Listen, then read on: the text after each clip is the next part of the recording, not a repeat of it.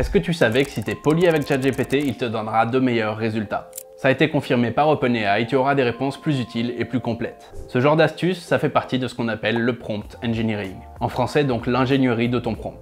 En gros, la façon dont tu fais ta demande à l'IA va impacter le résultat que tu en tires derrière. Et maintenant que l'IA devient si importante, le skill ou la compétence qui est la plus importante dans ce monde-là, ça va être de savoir faire tes demandes le mieux possible, pour capitaliser au maximum sur les outils d'intelligence artificielle. Donc le prompt engineering, c'est un gros sujet. Mais t'inquiète pas, aujourd'hui on va voir 4 étapes pour que tu sois entièrement formé. En fait, il y a un peu de décalage entre tout ce qu'on peut faire avec l'IA, avec des tâches de plus en plus complexes comme coder, créer des images, créer des applis par IA, et un usage qui de l'autre côté utilisateur donc, reste très basique. En gros, la plupart des gens utilisent encore ça comme un moteur de recherche, alors que le moteur de l'IA, lui, il est beaucoup plus puissant que ça. Une IA, ça comprend un niveau de complexité assez avancé, que ce soit du contexte, un style d'écriture, etc. Donc l'idée du prompt engineering, c'est que la demande qu'on fait utilise au mieux, pour faire simple, toutes les capacités de l'IA. Tout ça pour avoir des résultats bien meilleurs en termes de qualité. Donc un prompt efficace, c'est pas juste une question. Il y a principalement 5 ingrédients à retenir. Prenons un exemple.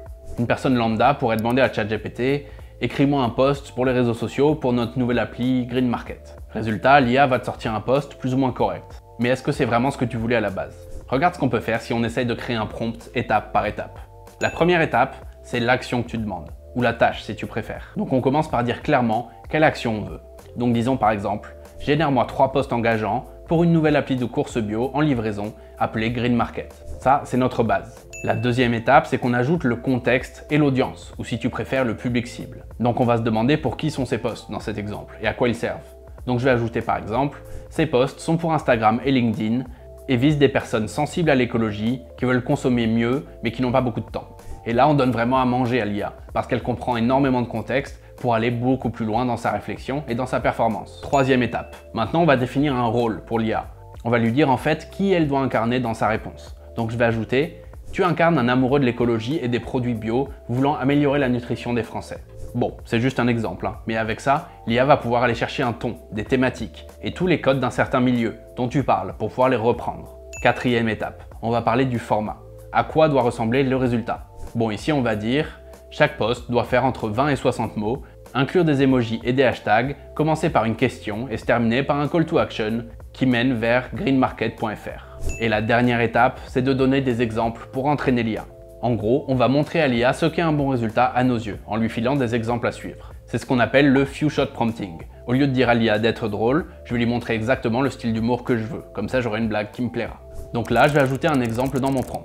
Ce qui est cool, c'est que même si ça prend un peu de temps de faire ce travail, derrière tu peux le réutiliser autant de fois que tu veux, pour créer plein d'autres posts derrière. Et quand on rentre notre nouvelle version du prompt, avec ces 5 étapes, regarde la différence. Avant on avait ça, et maintenant on a ça, un format complètement fini, qui est prêt à être publié.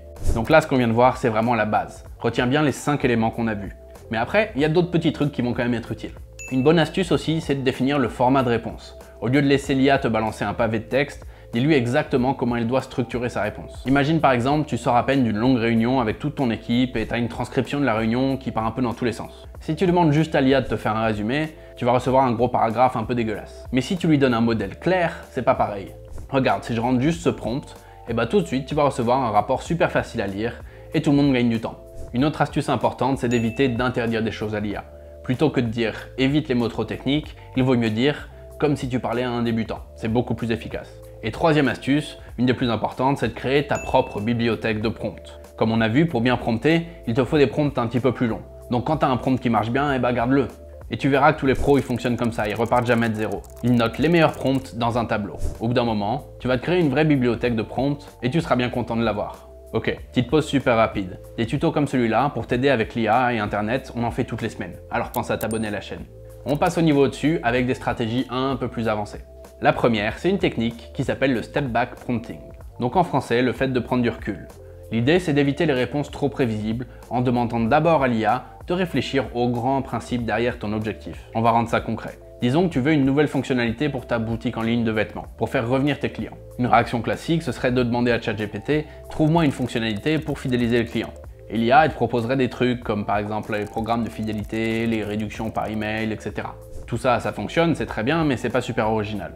Mais qu'est-ce qui se passe si on prend un peu de recul? Plutôt que de parler d'objectifs business, on va demander à l'IA quel est le vrai problème d'un client. Donc par exemple, on pourrait demander quelle est la plus grande frustration des visiteurs quand ils achètent des vêtements en ligne? Et cette fois, l'IA va se concentrer sur ton objectif de fond, puisque c'est ça qu'on demande. Et elle pourrait te dire par exemple que le plus grand problème des clients, c'est d'être sûr qu'une certaine taille de vêtements va leur aller, vu qu'ils sont sur internet. Et toi tu récupères cette info, t'es bien content, tu peux envoyer un dernier prompt du type « Propose-moi une fonctionnalité unique pour ma boutique, pour réduire l'incertitude sur la taille des vêtements ». Et là, au lieu d'un programme de fidélité un peu naze, tu te retrouveras avec des vraies choses qui sont innovantes. Comme par exemple une fonction pour essayer virtuellement les vêtements, où les utilisateurs vont créer un mannequin avec leur mensuration. Voilà à quoi ça peut servir de questionner d'abord son objectif, au lieu de demander directement un résultat. Ça permet de prendre du recul et d'avoir des idées souvent bien plus originales. Maintenant, on va voir une des stratégies les plus utiles. C'est ce qu'on appelle les agents IA persistants. Au lieu de recommencer un nouveau chat à chaque fois, tu vas en fait créer des discussions dédiées, où tu donnes un rôle précis à l'IA. C'est un peu comme si tu créais ta propre équipe de conseillers.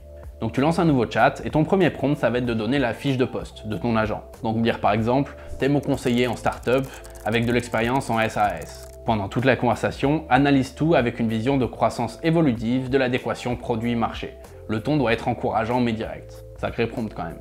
Et là, la clé, ça va être de continuer à utiliser la même discussion pour toutes tes questions sur ce sujet. T'as déjà donné le contexte. Donc pour tes autres questions, t'as pas besoin de tout répéter. Et l'IA va se mettre dans la peau de ce conseiller, avec une meilleure expertise. Et bien sûr, tu peux adapter ça à n'importe quel domaine, et en créer autant que tu veux.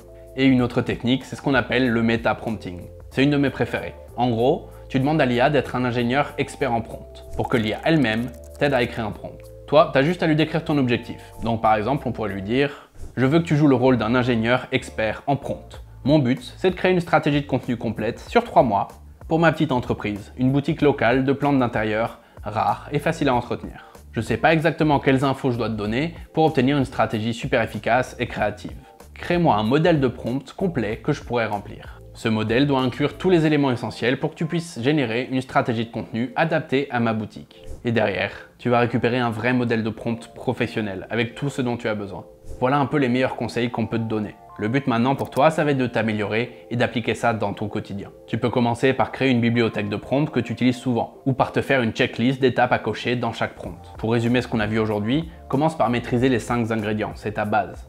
Il te faut toujours une tâche, un contexte, un persona, un format et des exemples. Ensuite, pense toujours à bien définir le format de sortie et à utiliser des instructions positives plutôt que des contraintes. Essaye aussi de prendre du recul avec le step back prompting et de créer des agents IA persistants pour avoir des conseils d'experts. Utilise aussi le meta-prompting pour que l'IA rédige tes prompts à ta place. Si tu appliques tout ça, c'est sûr, tu auras de bien meilleurs résultats avec l'IA. Ça te servira pour la recherche, mais aussi pour plein d'autres choses. Aujourd'hui, tu peux même créer une application par IA. Si tu veux voir à quoi ça ressemble, je te mets une vidéo juste ici.